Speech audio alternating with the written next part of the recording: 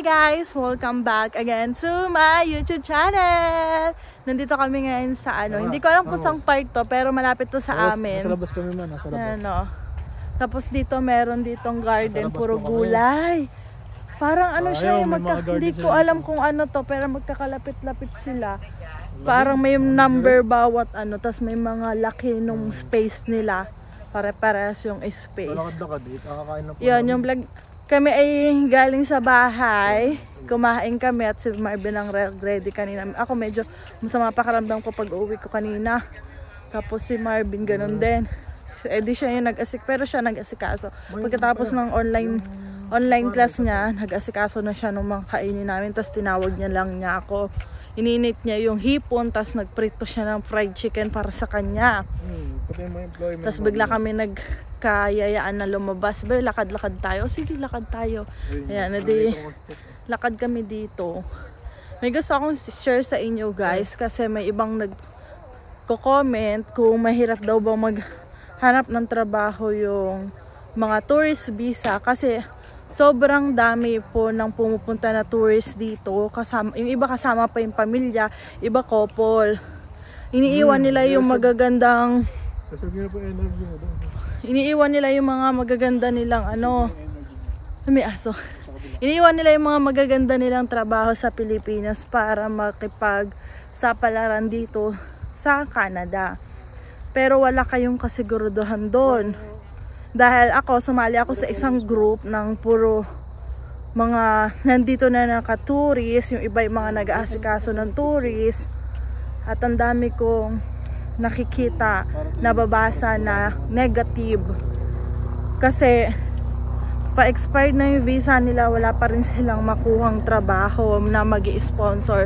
Sa totoo lang guys, kahit sa ganyan talaga, sobrang hirap talaga sa mga tourist na makakuha ng trabaho. Medyo maingay. Ang dami na rin kahit ibang lahi, may mga pupunta rin dito na tourist. Yung dun sa group, iba-ibang lugar ng Canada, hindi lang dito sa Toronto. Kasi nagsasabi yung iba na mahirap talaga maghanap din sa Toronto. Pero sa totoo lang guys, ang dami nagsasabi sa amin. Yung iba, kasi dito na sila sa Toronto, lumipat sila ng province kasi nga mas mura doon. Pero bumabalik uli sila dito sa Toronto kasi mas madami ang trabaho dito. Kasi pagpunta daw nila doon, sobrang lamig, ang lalayo ng mga trabaho, tapos mas hirap silang maghanap ng trabaho daw. Kahit nga nandito ako sa Toronto, may mga nagme-message sa akin taga-province kung pwede daw silang matulungan, na baka daw meron ding kakilala kami sa province nila na pwede silang i-refer sa trabaho, kasi akala ko dito lang talaga sa Toronto yon. Tapos yan, meron kaming nakilala dito na meron siyang kaibigan na pumunta dito. Ang ganda ng trabaho niya sa Pilipinas. Parang meron din silang isang kaibigan na sinabi doon na maganda dito sa Canada, ganto ganyan, malaki ang kita, ganyan. Iniwan niya yung magandang trabaho niya sa Pilipinas. Mag 3 months na siya dito sa Canada, wala pa rin siyang kontrabaho. At yung kaibigan niya na nagpatira sa kanya sa bahay, pinahiram siya ng malaking pera, tapos ibabalik niya yung tipong nang hiram ka, halimbawa, hindi ko yung magkano yung saktong pera, pinahiram mo siya ng 500, babalik mo siya ng 600. Ang laki agad ng tubo guys. Tapos yun, syempre naniwala siya na ganto ganyan, na madali lang makuha ang trabaho. Ngayon nahirapan na siya. Tapos yung mga iba nagme-message din sa akin na baka matulungan ko sila. Kaso meron namang mga nagre-refer ng work na, kaso mga kailangan meron kang working permit. Syempre tourist, ang kailangan kapag tourist, mag-i-sponsor talaga sa iyo. Tapos alam niyo naman guys na kahit kami naghahanap kami na mag-i-sponsor sa amin, hindi lang kami, pati ibang international student naghahanap sila na mag-i-sponsor para hindi na sila magtuloy ng pag-aaral dahil sobrang mahal kasi ng tuition. Sobrang mahal ng tuition guys. Kami, kahit sabihin mong madami na kaming na-meet dito, wala kaming na na mag-sponsor sa amin, parang ma-refer sila na nag-sponsor. Wala guys. Diba na ko naman sa inyo, madami na kaming nakilala din dito, tapos na-refer din kami sa mga work, pero yung work dapat meron kang working permit. Tapos ang dami rin dito mga international student na walang trabaho. Kasi dahil nga sa schedule ng mga international student, paiba-iba yung kanilang schedule. Every sem, iba schedule nila. Tapos may limit lang yung pagtatrabaho nila. Kaya ganun. Akala nung iba din kasi makakasurvive sila sa ganun. Tapos yung iba naman, nag-international student dito. Tapos sabihin nila na isang sem lang daw silang mag-aaral kasi maghahanap sila mag-sponsor. Kasi wala din guys. Ang dami kong nabasa na ubos na daw yung pocket money nila. Wala pa rin silang makita na mag-sponsor sa kanila. May isa pa nga akong nabasa. Nagalit na rin siya sa kapatid niya kasi yung kapatid niya parang tinulungan sila mag-process ng mga pero pera nila. Tapos yung tipong yung kapatid ang nag-book ng kanilang ticket may US, kailangan may layover sa US. Di ba kailangan pag nag-layover ka sa US dapat mayroon kang US visa, wala silang US visa. Ilang araw na lang aalis na sila. Ang dami rin mga na wag sana sisihin yung kapatid kasi sinabi rin ng kapatid na nandito sa Canada, baka hindi pa time para sa inyo kay Canada kasi pupunta sila dito. Para sa inyo? 2 anak ang kasama, tapos yung asawa niya. So, sinabi din niya ata na sinabi din niya na yun na lang din, natitira na lang pera, yung mga pang nung pinang ticket nila. Di ang meaning, yung kapatid ang magpapakain sa kanila, siya ka magpapatira. Siyempre, ang daming nag-comment doon na sana huwag kang magalit sa kapatid mo dahil hindi basta-basta yung buhay dito sa Canada. Mahal ang living expenses. Kung buong pamilya kayong pupunta dito, siya ang magpo-provide lahat. Siyempre, mahirapan din siya, tapos may pamilya din siya. Diba? Kasi, kung sila isang pamilya, tapos isang pamilya kayo, sila lang din magpo-provide sa inyo, baka wala na rin talagang matira sa kanila. Kaya yung iba swerte din. May ibang mga swerte na nakakakuha pero sobrang limit talaga guys. Sobrang limit makakuha na mag-i-sponsor.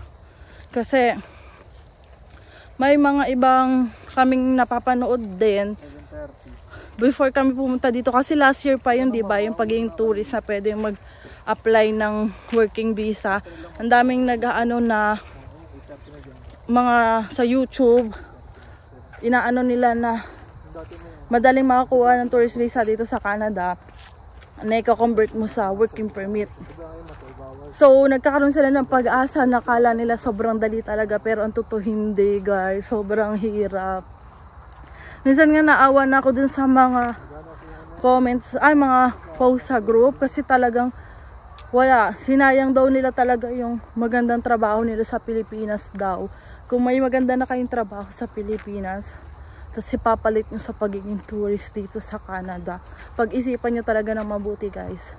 Kasi kung makakakuha ka dito ng mag-i-sponsor, kasi kalimitan mag-i-sponsor sa'yo, magnanani ka, caregiver, bihira kasi yung mga skilled talaga ng mga farm worker, mga carpenter, kalimitan talaga dito caregiver siya nani. So mag-i-stay ka doon ng 2 years, hindi mo yun nagawa sa buong buhay mo sa Pilipinas na maglilinis ka ng bahay, toilet, mga ganon. Talagang magkakainin mo talaga yung pride mo pag nakakuha ka dito ng mga ganong trabaho, sponsorship. Kasi yun ang pinaka mabilis maging permanent resident, pagiging nanny at caregiver dito sa Canada din. Ganon. Kaya pag-isipan nyo talaga ng paulit-ulit kung isa-sacrifice nyo talaga yung maganda nyo ng buhay sa Pilipinas. Kasi may mga nagme-message sa akin na worth it pa bang mag-Canada? Lalo na ang daming problema. Alam nyo guys, nung una, syempre, ang mga ano natin, ang mga napapanood nating balita, puro Pilipinas lang, wala yung mga ibang abroad. Pagdating namin dito, wala kaming TV, pero lahat ng lumalabas na sa akin about Canada na sa Facebook ko, sa TikTok ko, yung mga news. Ang dami rin palang ano dito, problema. Tapos, yun nga, about din sa mga homeless. Sobrang daming homeless din dito, guys.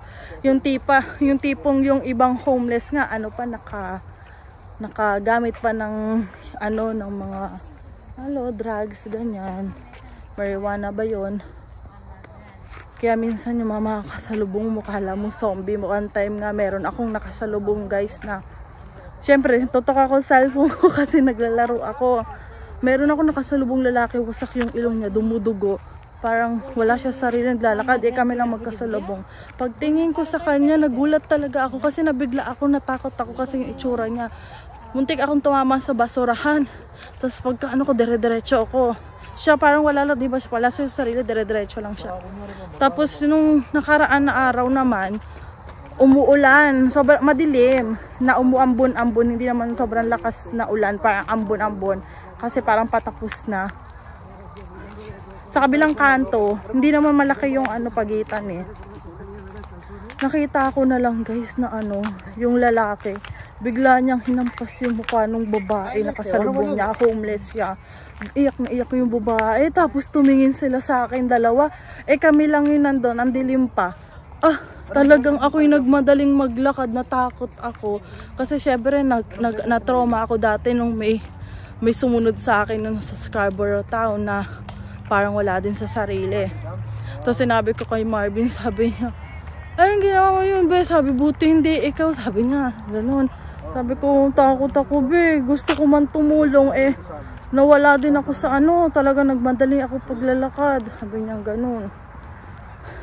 Tapos yun, sa mga bahay, yun din yung isang inaano nila kung totoo nga yung pagtaas ng presyo dito. Totoo po yun. Kaya kami hindi pa lumilipat dahil wala kami makita na murang titirhan.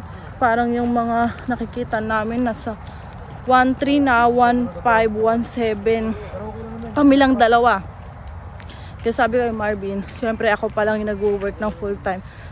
Sa kanila kami lumipat kapag kaya na namin. Pansamantala dito muna kami kasi okay naman kami dito. Mabait naman yung may-ari. Okay din mga kasama namin kasi may nag-comment ko hindi rin ba nagkakapakilaman ng mga ingredients, yung parang pagkain namin. Wala pong gano'n kasi mabait mga kasama namin. Ayun. Yan, dapat mag-search din kayo kung ano yung mga nangyayari dito sa Canada kasi syempre pag mga ibang Pinoy, mga content sa TikTok, sa Facebook, sa YouTube, pinapakita nila na ang ganda-ganda ng Canada, yung parang walang negative. Dapat din yan kasi may iba rin mga Filipino na nagsasabi ng totoo about sa Canada. Ako, sinishare ko lang yung mga experience ko. Pero, maganda naman talaga sa Canada. Hindi ko naman inaano na ganto ganyan. Sinishare ko lang sa inyo yung mga na-experience namin. Saka yung mga nababalitaan namin. Sobrang dami rin dito na nasasaksak sa subway, guys. Nako, grabe. Ang dami ko nakikita. Tapos, everyday may nagpa-pump up sa cellphone ni Marvin na nawawalang bata. Everyday may nawawalang bata dito sa Canada. Sabi nga, tignan mo may nawawalang bata. Kawawa naman. Ang babata pa nila, guys.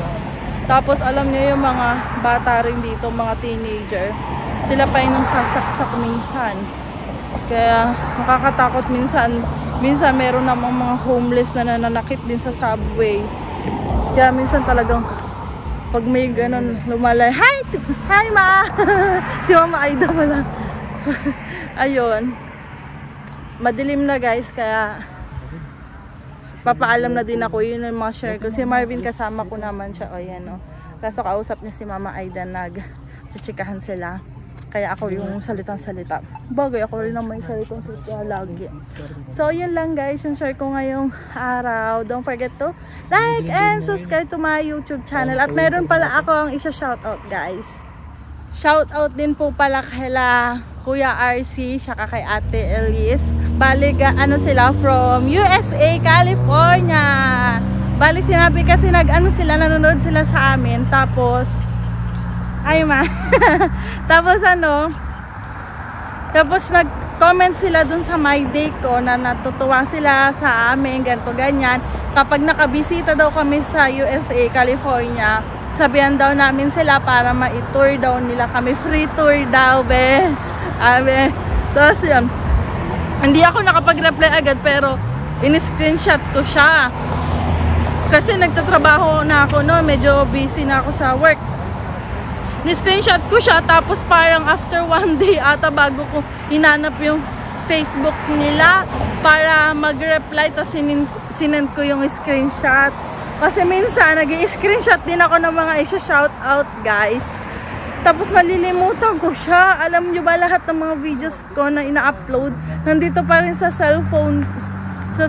Hindi ko pa siya nadidelete kasi sobrang busy nga. Minsan nga nag-edit na ako anong oras na kahapon, anong oras na kami nakauwi. Ka-chat ko pa nun si Ate Debbie. Hindi ko pa uli na-reply si Ate Debbie kasi kanina trabaho, tapos pag-uwi bagsak talaga ako ng pag-uwi. Tapos sabi ni Ate Debbie, ba't daw gising pa ako? Yun yung huling message na nabasa ko, pero hindi ko siya na-open kasi nakatulog na pala ako pagkatapos ko mag-upload kasi nag-edit ako. Nakatulog na ako, guys, kahagabi, mga 11:30 na siguro. Kasi galing pa kami sa training. Anong oras na kami dumating, siya kami inayos pa kami sa bahay pagkadating. So, ayun guys, so mahaba na naman ang kwento ni Crystal Saide. Hindi ko na makita uli yung mga isa-shoutout ko kasi magdi-delete na uli ako ng mga videos ko dito siguro. Kailan ba ako may free time? Kasi may work pa rin ako bukas. Hanggang gabi yung work ko bukas. Kasi may part-time ako. Mag-uutay-utay ako mag-delete para makita ko yung mga in-screenshot ko na papa-shoutout. Grabe, no? Dami kong nagawa, pero konti na lang naman kasi, guys. Konting-konti na lang talaga ipon na namin yung pang tuition ni Marvin. Makakapag-pahinga na ako. Makapagpahinga na ako kasi yung utang na lang namin kay Tito, kay Mama Aida, yung iipunin namin ni Marvin. Yung parang hindi na kami ma-stress na kailangan may goal kami na gantong buwan mabuo na ganyan. Yun. So, yun guys. Madilim na talaga. Anong oras na? 7:40 na, guys, at madilim na siya. Ang bilis, dumilim ngayon, mga nakarang araw, matagal-tagal kasi yung iba kong vlog medyo maliwanag pa pag mga sa bagay, mag-8 na kasi, guys. Kaya yun lang, paalam na ako kasi mamaya hindi nyo na ako makikita dahil ang dilim-dilim na nga. Bye! Thank you ulit!